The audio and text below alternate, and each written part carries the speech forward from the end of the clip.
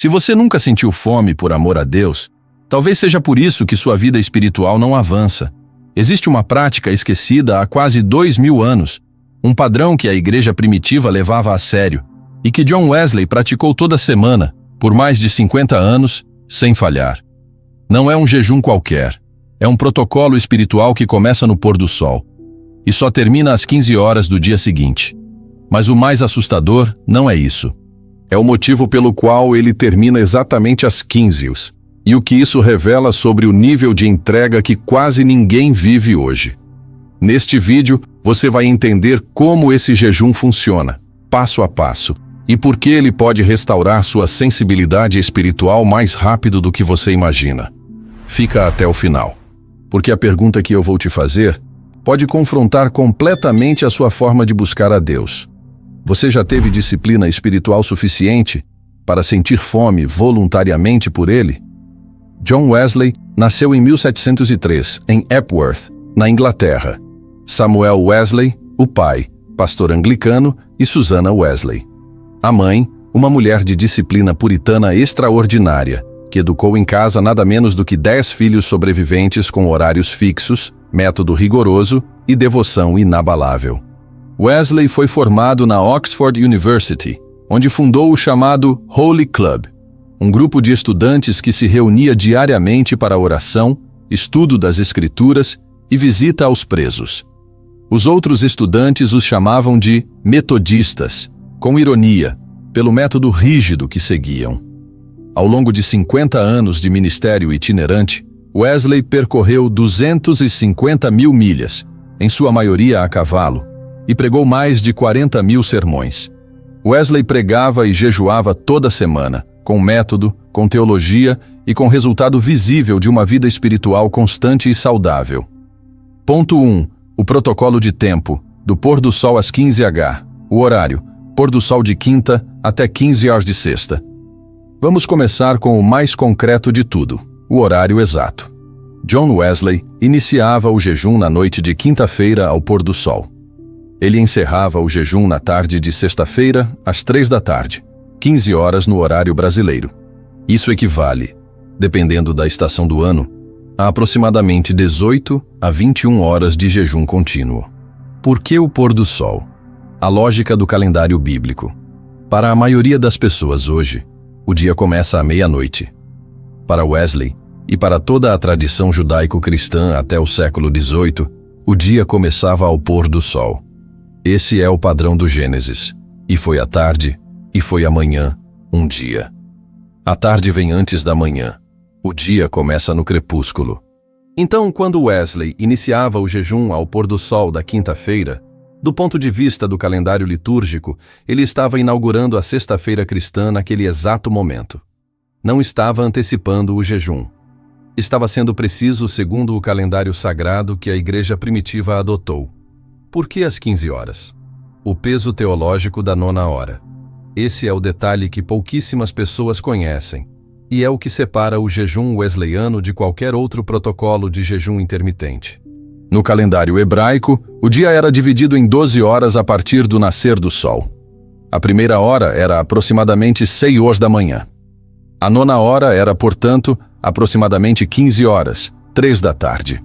Os evangelhos de Mateus, Marcos e Lucas registram: Jesus expirou na cruz à 9ª hora, às 3 da tarde, a hora de maior escuridão, a hora do grito: meu Deus, por que me abandonaste?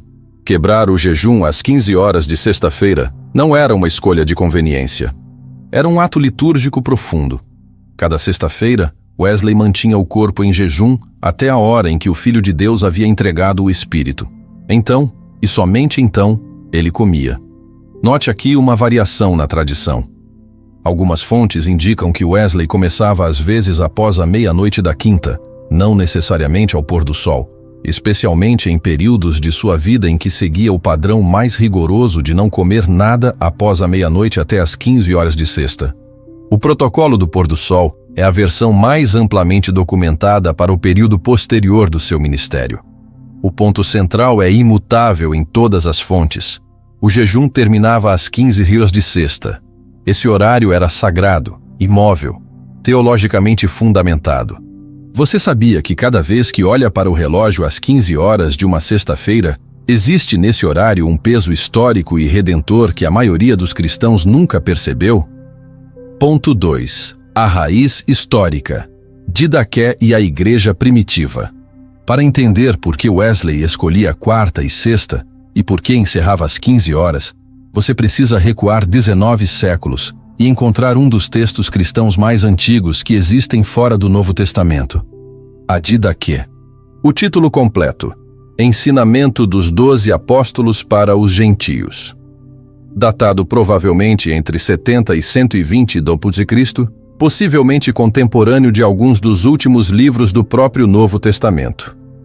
Esse texto continha instruções práticas para os primeiros cristãos: como batizar, como orar, como se preparar para a ceia do Senhor e quando e como jejuar. Quarta-feira, o dia em que Jesus foi traído por Judas. Sexta-feira, o dia da crucificação. 2 dias por semana, toda semana, os primeiros cristãos honravam esses 2 momentos da paixão com o jejum de seus corpos. A descoberta de Wesley nos pais da igreja Wesley era um pesquisador meticuloso. Além de pregar e organizar, ele lia muito. Estudou profundamente os escritos dos pais da igreja: Agostinho, Clemente, Orígenes, João Crisóstomo, os pais do deserto. E o que ele encontrou nas páginas desses homens o impressionou profundamente. O jejum semanal era universal na igreja primitiva. Na New World Encyclopedia, que documenta a vida de Wesley com base em suas obras completas, lemos: isso era sobre o Holy Club na Oxford, o grupo que Wesley liderava na universidade. Desde os seus 20 e poucos anos, antes mesmo de iniciar seu ministério público, Wesley já praticava o jejum semanal até às 3 da tarde, seguindo o padrão da igreja primitiva. O requisito para a ordenação: jejum ou nada. Mas a expressão mais radical do comprometimento de Wesley com essa tradição aparece em algo que poucos pastores metodistas modernos conhecem, ou talvez prefiram não conhecer. Por uma parte significativa de seu ministério, Wesley exigia que seus pregadores jejuassem 2 dias por semana, quarta e sexta. Não era recomendação, era requisito para ministério. Imagine isso aplicado hoje. Um critério para a liderança ministerial que inclua a disposição de jejuar regularmente. Para Wesley, um homem que não exercia autodomínio sobre seu apetite simplesmente não estava pronto para pastorear o povo de Deus. Com o tempo, Wesley flexibilizou para manter principalmente as sextas-feiras, alinhando-se com a norma anglicana, que já estabelecia a sexta como dia penitencial desde o século XVI. Mas o princípio nunca mudou. O jejum não era opcional na vida do discípulo sério. Se a capacidade de jejuar era critério de maturidade espiritual para Wesley, o que isso diz sobre a maturidade espiritual média da igreja cristã contemporânea? Ponto 3. O protocolo completo. O que Wesley comia, bebia e fazia o que Wesley consumia. Água, chá e nada mais primeiro. O que Wesley colocava no corpo durante o período de jejum. A resposta é simples e documentada: água e chá. Nada além disso. Esse detalhe importa muito. Wesley não era um asceta radical que recusava qualquer coisa que não fosse sofrimento puro. Água e chá mantinham o jejum sustentável para a vida inteira, e essa é a razão pela qual ele pôde praticá-lo toda semana por décadas, não apenas em retiros espirituais ocasionais. Como Wesley quebrava o jejum, a refeição da humildade. Às 15 horas de sexta, o jejum terminava. E Wesley quebrava o jejum com o que podemos chamar de refeição da humildade. Caldo, broth. Um caldo simples. Não um festim. Não uma recompensa. Um alimento básico, de fácil digestão, que respeitava o estado do corpo após horas de jejum. Pão simples, sem excessos. O alimento simbólico por excelência na tradição cristã, presente no Pai Nosso, presente na última ceia. Água ou chá, mantendo a mesma sobriedade que havia pautado todo o período de jejum. Note o que está ausente nessa quebra de jejum. Celebração gastronômica. Nenhum Wesley comendo um banquete como recompensa pelos sacrifícios do dia. A refeição de encerramento era quase tão austera quanto o próprio jejum. Isso revela algo profundo sobre a relação de Wesley com a comida. Ela era instrumento de sustento, não centro de prazer ou recompensa emocional. O que Wesley fazia hora a hora, o jejum como substituição deliberada. Agora chegamos ao coração do método. O que Wesley fazia com as horas que normalmente seriam de refeições? A resposta é direta. Ele orava e lia as Escrituras, mas não de forma casual. Wesley era conhecido por acordar às 4 da manhã todos os dias da sua vida para orar. Em seus diários, documentados em centenas de páginas, cada dia começa com oração matinal e estudo das Escrituras. Nos dias de jejum, esse tempo era expandido. Cada momento em que o corpo dizia, é hora de comer, a alma dizia, é hora de orar.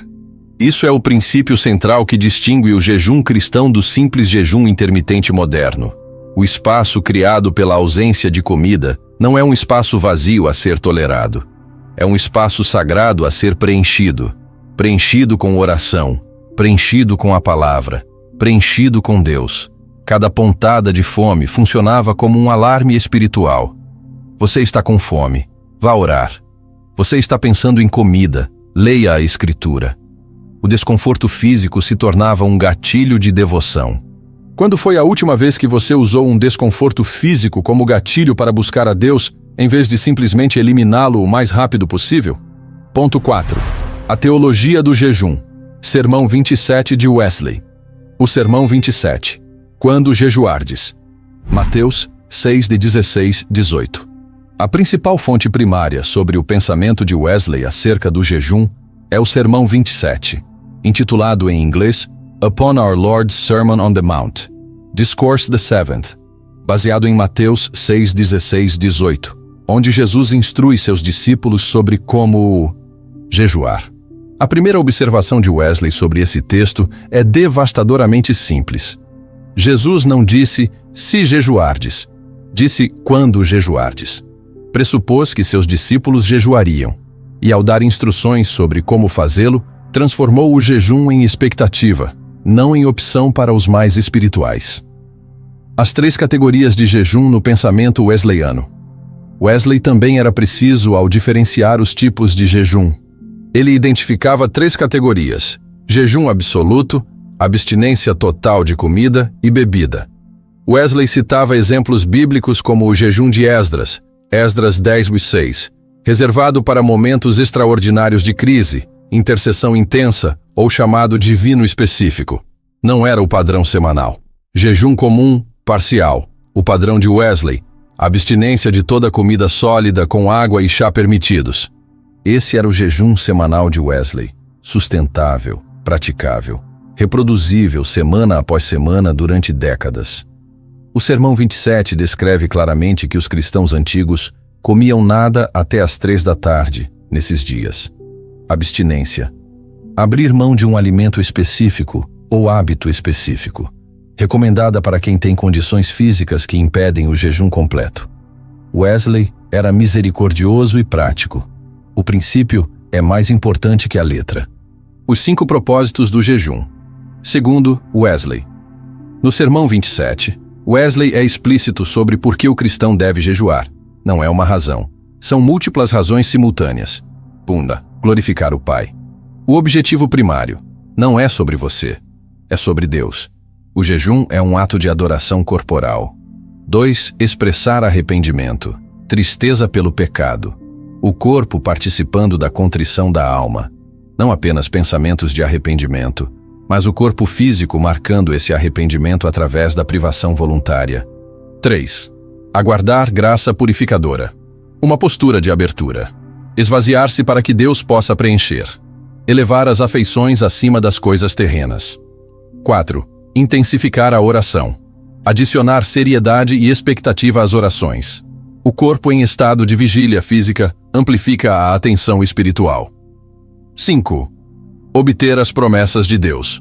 Wesley acreditava que o jejum com oração desbloqueava de forma especial as promessas divinas, não de forma mecânica ou mágica, mas como canal de graça. Que nossa intenção aqui seja esta, e somente esta: glorificar nosso Pai que está nos céus, expressar nossa tristeza e vergonha por nossas múltiplas transgressões, aguardar um aumento da graça purificadora que atraia nossos afetos para as coisas celestiais e acrescentar seriedade e fervor às nossas orações. John Wesley, Sermão 27. Qual desses 5 propósitos você mais precisa cultivar agora? Adoração? Arrependimento real? Graça purificadora? Intensidade na oração? Ponto 5. O jejum como meio de graça. A doutrina dos meios de graça. A maior contribuição de Wesley. Uma das contribuições mais singulares de John Wesley para a teologia cristã é a doutrina dos meios de graça, e compreendê-la transforma completamente a forma como você vê o jejum. Para Wesley, existem práticas específicas, canais, através dos quais a graça de Deus flui de forma especial para a alma humana. Não de forma automática ou mágica, mas como estradas em que a graça caminha com maior frequência. Esses meios de graça incluem a oração pessoal, a leitura das Escrituras, a ceia do Senhor, o culto comunitário, a confissão, a comunhão fraterna e o jejum. O jejum não é uma obra de mérito para conquistar o favor de Deus. É uma postura de abertura, uma forma de esvaziar-se para que Deus possa preencher. É a diferença entre a vasilha tampada e a vasilha aberta sob a chuva. O jejum é um poderoso meio de graça e o mais negligenciado. É poderoso porque o jejum é um esvaziamento físico de si mesmo que nos conecta com Cristo, Filipenses 2:7, e abre nossos corações à sua graça. Revesse Stephen W. Manskar, Resource UMC. O equilíbrio. Wesleyano, nem tudo, nem nada. O que torna Wesley excepcionalmente relevante para nosso tempo é seu equilíbrio cuidadoso. Ele rejeitava 2 extremos opostos que vê ao longo de toda a história cristã. De um lado, os que exaltavam o jejum acima de tudo, tornando-o o centro da vida espiritual, se vangloriando de seus jejuns, caindo no legalismo ou na exibição religiosa. Jesus já havia advertido contra isso em Mateus 6. Do outro lado, os que descartavam o jejum completamente, argumentando que a graça nos livrou das obras, ou que o que importa é apenas a atitude interior. Wesley respondia a ambos com o mesmo equilíbrio cristalino. Não é tudo, mas também não é nada. É um meio precioso, quando usado adequadamente. Jejum plus generosidade, a dimensão social esquecida. Há uma dimensão do jejum wesleyano que quase ninguém menciona hoje, e que é possivelmente a mais radical de todas. Wesley conectava diretamente o jejum à generosidade com os pobres. A lógica era simples e poderosa. Você economizou o dinheiro de uma refeição, ou de um dia de refeições. Esse dinheiro não fica no seu bolso. Ele vai para quem está com fome involuntariamente. O jejum, portanto, não era apenas um ato espiritual vertical, de você para Deus. Era também um ato horizontal, de você para o próximo em necessidade. A sua fome voluntária criava empatia com a fome involuntária de outros, e seu dinheiro economizado se tornava alimento para eles. Se você jejuasse uma vez por semana e doasse o equivalente ao custo dessas refeições, quanto isso somaria em um ano? E quanto isso transformaria alguém? Ponto 6. Wesley antecipou a ciência moderna em 280 anos. O plano 5.2 que existe. Há 3 séculos, em 2012, o médico britânico Michael Mosley popularizou o chamado plano 5.2, comer normalmente 5 dias por semana e fazer 2 sessões de jejum intermitente por semana. O programa se tornou um fenômeno global de saúde, traduzido para dezenas de idiomas e praticado por milhões de pessoas. Jack Jackson, professor da Drew Theological School e especialista em Wesley, escreveu sobre a conexão. Wesley fazia exatamente o padrão 5-2. 5 dias de alimentação normal, 2 dias de jejum intermitente por semana, quarta e sexta no período em que mantinha os 2 dias, apenas sexta no período posterior. A única diferença? Ele fazia isso há 280 anos e nunca ouviu falar de autofagia ou sensibilidade à insulina. O que a ciência confirma? Sobre o jejum intermitente. A pesquisa científica contemporânea sobre jejum intermitente documenta uma série de benefícios que Wesley nunca conheceu pelos nomes técnicos, mas que provavelmente experimentou nos efeitos. Autofagia, o processo pelo qual as células eliminam componentes danificados e se autorregenerem. Estudado pelo japonês Yoshinori Osumi, que ganhou o Nobel de Medicina em 2016 exatamente por pesquisas sobre autofagia. O jejum é um dos principais gatilhos desse processo. Sensibilidade à insulina. Períodos de jejum regular melhoram a capacidade do corpo de processar glicose, reduzindo o risco de diabetes tipo 2. Clareza mental e foco. Múltiplos estudos relatam aumento de foco cognitivo durante o jejum, associado à produção de corpos cetônicos como fonte alternativa de energia cerebral. Redução de inflamação. Marcadores inflamatórios tendem a diminuir com a prática regular de jejum intermitente. Longevidade celular. Pesquisas com modelos animais e alguns estudos humanos sugerem que o jejum intermitente está associado a marcadores de maior longevidade. A longevidade de Wesley como evidência anedótica. Wesley viveu até os 87 anos, em uma época em que a expectativa de vida na Inglaterra raramente ultrapassava 40 anos para a maioria da população. Ele pregou seu último sermão ao ar livre apenas 4 meses antes de morrer. Aos 77 anos, recomendava o jejum de cesta como remédio para transtornos nervosos, afirmando que nunca havia sentido abatimento espiritual ou emocional por um único quarto de hora em toda a vida. Isso não é prova científica, é evidência anedótica poderosa de um único indivíduo. Mas considerando a dureza de sua vida, viagens a cavalo em qualquer clima, pregações ao ar livre, violência de multidões, dificuldades constantes, sua saúde excepcional é, no mínimo, notável. Será que algumas práticas espirituais que parecem arbitrárias carregam uma sabedoria que transcende o conhecimento científico da época em que foram reveladas? Ponto 7. Como aplicar o jejum de Wesley hoje? Guia prático, guia passo a passo. O protocolo wesleyano. Adaptado ao século XXI, chegou a hora de sair da teoria e entrar no concreto. Como você pode aplicar o protocolo de Wesley na sua vida, começando esta semana? Passo 1. Escolha o seu dia. Para Wesley era sexta, pela conexão com a crucificação. Mas as fontes metodistas são claras. Não há nada mágico na sexta-feira. O que importa é a consistência. Escolha um dia que funcione para a sua rotina.